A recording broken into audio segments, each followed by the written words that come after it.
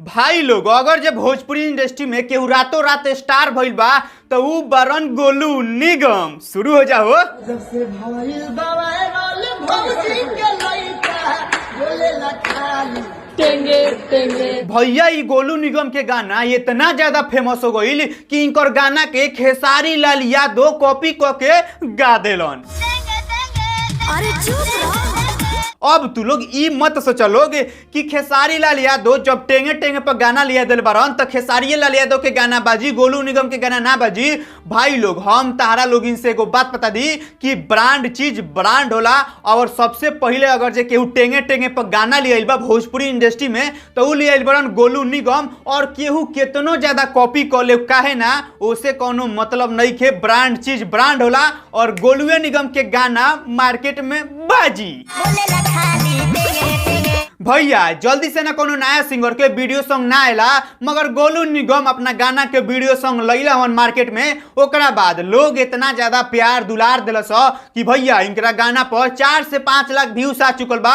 और भाई लोग ई कोनो आम बात नहीं खे 4 से 5 लाख व्यूज मंगावल। काहे से कि भाई लोग तू लोग जानते हो बोलो कि कोनो नया सिंगर के गाना पर शुरू से 1000 व्यूज ना आएला, मगर गोलू निगम के गाना पर 5 लाख व्यूज आ चुकल बा। ई बहुत खुशी के बात बा। और हम तो भगवान से इहो दुआ करतानी कि इनका गाना पर जल्दी से ना 100 मिलियन व्यूज आए और इनकर हर गाना इंस्टाग्राम पर ऐसा ही ट्रेंड करते रहे। काहे से कि भाई लोग तू लोग तो टेंगे टेंगे सॉन्ग पर रील बना दे लोग और अपलोड कर दे लोग, मगर का तू लोग जानता लोग कि इनका गाना पर अभी तक कितना रील बन चुकल बा नहीं का लोग जाना। तो यार हम बताओ तनी अभी तक इनका गाना पर 5 लाख रील बन गई बा। और ई कोनो आम बात नहीं है यार, 5 लाख रील बनल बहुत बड़का बड़ी बात बा। हमारा ख्याल से ए धरती पर केहू पागले होई जवन इनकर हई गाना ना सुनले होई और इनकरा गाना पर रील ना बनैले होई। तो भैया हमरा तरफ से तो नया नया सिंगर के फुल सपोर्ट बा। और हम तो चाहे नहीं कि नया नया सिंगर भोजपुरी इंडस्ट्री में तहलका मचा दो तहलका और ओकनी की आगे बड़का बड़का सुपरस्टार फेल हो जासन।